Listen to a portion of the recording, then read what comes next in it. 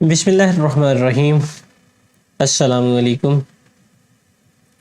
आज हम डिस्कस करने जा रहे हैं cathode rays and discovery of electron. जैसे कि हमने ये देखा या पिछले लेक्चर में हमने ये बात की कि जो इलेक्ट्रॉन को डिस्कवर करने वाले थे जी वो थे जी जे थॉमसन। जे थॉमसन ने इलेक्ट्रॉन को डिस्कवर किया था, लेकिन जिन्होंने इसको प्रैक्टिकली परफॉर्म किया था, एक्सपेरिमेंट किया था जी, वो थे जी सर विलियम क्रुक्स।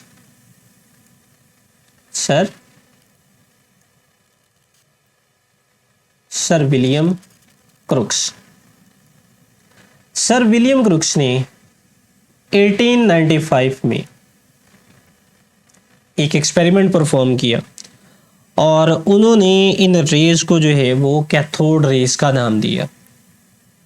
बाद में इन रेज से इलेक्ट्रॉन जो है वो डिस्कवर किया गया या इन रेज को इलेक्ट्रॉन्स का नाम दिया गया। अब हम सबसे पहले सर विलियम क्रुक्स के एक्सपेरिमेंट की तरफ आते हैं जी कि इन्होंने क्या एक्सपेरिमेंट किया। सर विलियम क्रुक्स ने एक डिस्चार्ज ट्यूब को इस्तेमाल किया। डिस्चार्ज ट्यूब एक शीशे की बनी हुई जो है वो ट्यूब है जी। इस ट्यूब में एक वैक्यूम पंप जो है वो मौजूद होता है जी। यहाँ पर हम इसको शो कर लेते हैं जी। ये वाला जो है हमारे पास यहाँ पर अटैच है जी, ये इसका वैक्यूम पंप है। Vacuum pump. वैक्यूम पंप को क्यों इस्तेमाल किया जाता है जी, या इसमें क्यों रखा गया? इसमें का प्रेशर को एडजस्ट करने के लिए हमने यहाँ पर जो है वो वैक्यूम पंप को इस्तेमाल किया। अब इसमें दो इलेक्ट्रोड हमारे पास मौजूद हैं जी, यानी दो मेटल पीस जो हैं वो हमारे पास मौजूद थे, जिनको हमने इलेक्ट्रोड्स का नाम दिया। अब इनको बैटरी के साथ जो है वो जोड़ा गया। एक को बैटरी के पॉजिटिव टर्मिनल से जोड़ा गया और दूसरे को बैटरी के नेगेटिव टर्मिनल से जो है वो जोड़ा गया। जिसको बैटरी के पॉजिटिव टर्मिनल से जोड़ा गया इसको एनोड का नाम दिया गया और जिसको नेगेटिव टर्मिनल से जोड़ा गया इसको कैथोड का नाम दिया गया। अंतर का प्रेशर जो वैक्यूम पंप की मदद से एडजस्ट किया गया वो था जी 10 रेज पावर -4 टॉर्क का। ये प्रेशर जो है वो अंदर का एडजस्ट किया गया। इसके साथ इन्होंने हाई वोल्टेज बैटरी के साथ इसको कनेक्ट किया, जो कि हमने ये वाली जो है वो शो की गई है। और जब हाई वोल्टेज बैटरी के साथ इसको कनेक्ट किया गया तो इन्होंने ये ऑब्जर्व किया कि यहाँ से कुछ रेडिएशंस प्रोड्यूस हो रही हैं जी, शाइनी रेडिएशंस प्रोड्यूस हो रही हैं, जो कि एनोड की तरफ जो है वो मूव कर रही हैं। और जब ये डिस्चार्ज ट्यूब के साथ आकर टकराती हैं, यानी यहाँ पर कोई आकर टकराएगी तो यहाँ पर जो है ये क्या करेंगी जी, ये लाइट प्रोड्यूस करती हैं। Produce light.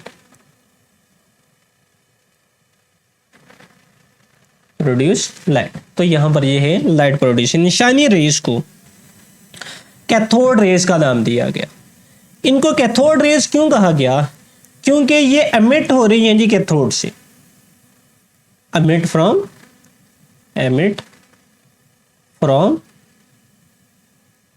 कैथोड। क्योंकि ये कैथोड से निकल रही हैं, इस वजह से इन रेज को कैथोड रेज का नाम दिया गया। अब इनकी कुछ प्रॉपर्टीज के ऊपर हम बात कर लेते हैं कि कैथोड रेज की जो है ये प्रॉपर्टीज क्या होंगी।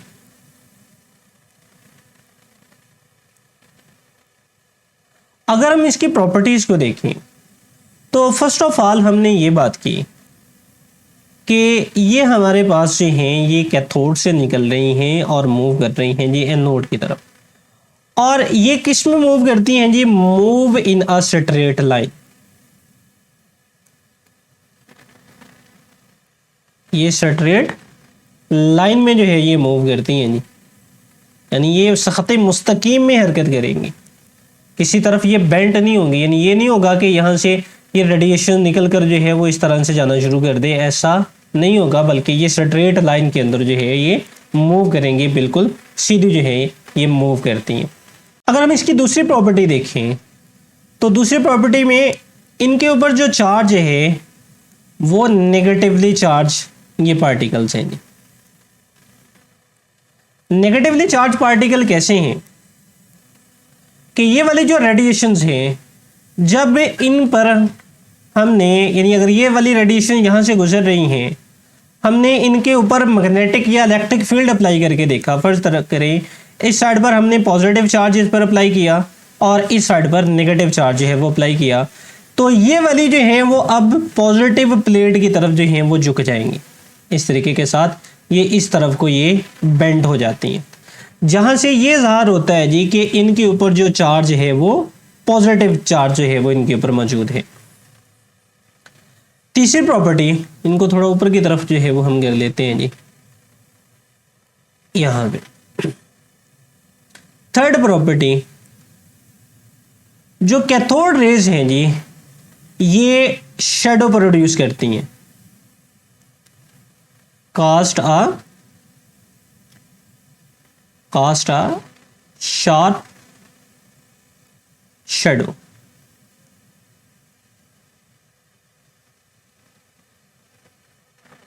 शैडो किनका प्रोड्यूस करेंगे जी? ये शैडो प्रोड्यूस करेंगे जी ओपेक ऑब्जेक्ट का। यानी अगर इनके रास्ते के अंदर कोई गैर शफाफ चीज़ रख दी जाए तो उसका ये साया बनाती है। मिसाल के तौर पर अगर ये यहाँ से ये वाली रेडिएशंस हमारे पास आ रही हैं और इनके रास्ते में हम इस तरह से कोई जो है वो बोर्ड यहाँ पे खड़ा कर देते हैं जी, ये वाला बोर्ड है, तो ये वाली जो रेज हैं ये इस तरह इनका साया जो है वो पीछे प्रोड्यूस करेंगी। जिस तरह से हम रोशनी में चलते हैं जी तो हमारा साया जो है वो प्रोड्यूस होता है, या किसी भी गैर शफाफ चीज़ का साया प्रोड्यूस होता है जी। इस तरह से इन रेज के रास्ते में भी जो भी चीज़ आ जाएगी उसका ये साया जो है वो प्रोड्यूस करेंगी। Next property, fourth,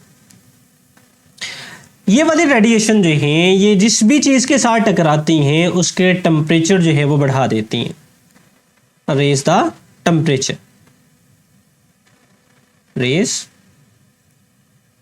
the temperature of the body, यानी जिस भी चीज़ के साथ ये टकराएंगी अपनी एनर्जी उसको ट्रांसफ़र कर देंगी, जिसकी वजह से उसकी बॉडी का टेम्परेचर जो है वो बढ़ जाएगा। जे थॉमसन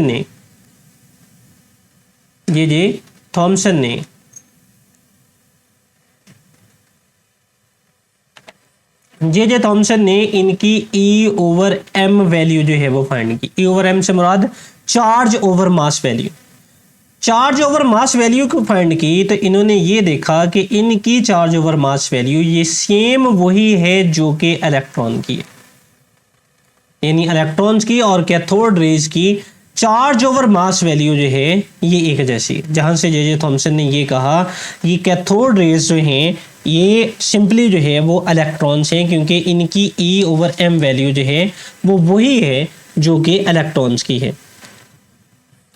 इसके अलावा हमने ये भी बात की कि इसकी आप ये भी प्रॉपर्टीज़ में लिख सकते हैं जी कि ये लाइट प्रोड्यूस करती हैं। लाइट प्रोड्यूस कब करती हैं जी? जब ये वाल्स के साथ टकराती हैं of the discharge tube. Discharge tube की वाल्स के साथ जाकर टकराएंगी तो वहां पर ये लाइट जो है वो प्रोड्यूस करेंगी। कैथोड रेज जो है आप जौन सी मर्जी मेटल इस्तेमाल कर लें, कैथोड रेज की नेचर जो है वो सेम रहेगी। यहां पर हम इसकी लिख लेते हैं जी सेम नेचर, सेम नेचर। आप यानी जौन सी मर्जी मेटल इस्तेमाल कर लें, चाहे आप फॉर एग्जांपल आप सिल्वर को इस्तेमाल कर लो, चाहे आप जो है वो आयरन को इस्तेमाल कर लो, चाहे आप कॉपर को इस्तेमाल कर लो, चाहे आप जो है वो गोल्ड को इस्तेमाल कर लो, इन तमाम चीज़ों का यानी मेटल के चेंज करने से, इलेक्ट्रोड के चेंज करने से कैथोड रेज की नेचर के ऊपर किसी किस्म का कोई फ़र्क नहीं पड़ेगा। क्यों नहीं पड़ेगा जी? क्योंकि जितनी भी मेटल्स मौजूद हैं इन तमाम के अंदर जो हैं वो इलेक्ट्रॉन्स हैं और इलेक्ट्रॉन्स की नेचर जो है वो एक जैसी होती है। इस वजह से हमारे पास जो कैथोड रेज की नेचर है वो किसी में भी चेंज नहीं होगी, यानी कैथोड रेज की नेचर जो है वो सेम रहेगी। सो ये थी जी इनकी कुछ प्रॉपर्टीज़। सो आज के लेक्चर में हमने बात की जी कैथोड रेज के ऊपर। हमने ये देखा जी कि कैथोड रेज को डिस्कवर करने के लिए सर विलियम क्रुक्स ने जो है वो 1895 में एक एक्सपेरिमेंट किया। इन्होंने डिस्चार्ज ट्यूब ली, इसमें 2 इलेक्ट्रोड मौजूद थे। हाई वोल्टेज के साथ हमने इनको जोड़ा, जबकि अंदर का प्रेशर जो है वो वैक्यूम पंप की मदद से 10 रेज पावर -4 जो है वो एडजस्ट किया गया। इसके साथ हमने ये इनकी प्रॉपर्टीज़ के ऊपर बात की, जिसमें हमने ये कहा जी फर्स्ट प्रॉपर्टी में हमने ये बात की कि ये स्ट्रेट लाइन में मूव करती हैं और स्ट्रेट लाइन में perpendicular to the cathode move करती हैं। यानी अगर आपका ये वाला जो है वो कैथोड है तो ये रेज इस तरह से मूव कर रही हैं, ये इसके परपेंडिकुलर हैं, यानी इनका और इनका जो एंगल बन रहा है वो 90 डिग्री का जो है वो एंगल बन रहा है। दूसरी प्रॉपर्टी हमने कहा नेगेटिवली चार्ज है, यानी अगर आप इनके ऊपर इलेक्ट्रिक फील्ड अप्लाई कर देते हो, यानी एक तरफ पॉजिटिव प्लेट रख देते हो एक तरफ नेगेटिव रख देते हो, तो ये जो है वो पॉजिटिव प्लेट की तरफ जो है वो झुक जाएंगी। इसके अलावा तीसरी प्रॉपर्टी में हमने ये देखा जी कि ये शेडो प्रोड्यूस करती हैं, यानी अगर कोई गैर शफाफ चीज़ आप इसमें इनके रास्ते में रख देते हो तो वहाँ पर ये इसका साया प्रोड्यूस कर देंगी। इसके बाद हमने ये देखा जी कि अगर इनके रास्ते में कोई चीज़ पड़ी हुई है वो इसके साथ आकर टकराते हैं तो उस बॉडी का टेम्परेचर जो है वो इंक्रीज़ कर जाएगा। फिफ्थ प्रॉपर्टी में हमने ये बात की कि जे थॉमसन ने इनकी E/m वैल्यू जो है वो डिस्कवर की, जो कि सिंपली इलेक्ट्रॉन की E/m वैल्यू के बराबर थी। सिक्स प्रॉपर्टी के अंदर हमने ये बात की कि ये लाइट प्रोड्यूस करती हैं। कब लाइट प्रोड्यूस करती हैं? जब ये हिट करती हैं जी डिस्चार्ज ट्यूब की वाल्स के साथ। सेवन्थ प्रॉपर्टी में हमने ये बात की कि इनकी नेचर सेम रहेगी चाहे आप जौन सी मर्जी मेटल इलेक्ट्रोड के तौर पर जो है वो इस्तेमाल कर लें। क्यों? क्योंकि इलेक्ट्रॉन्स की नेचर जो है वो तमाम के अंदर सेम है, यानी तमाम मेटल्स के अंदर या जितने भी आपके पास एटम्स एलिमेंट मौजूद हैं तमाम के अंदर जो है वो इलेक्ट्रॉन्स मौजूद हैं और इलेक्ट्रॉन्स की नेचर जो है वो एक जैसी होती है। सो ये था जी हमारा आज का लेक्चर। सो ये लेक्चर जो है वो यहाँ पर ख़त्म होता है जी। अल्लाह हाफिज़।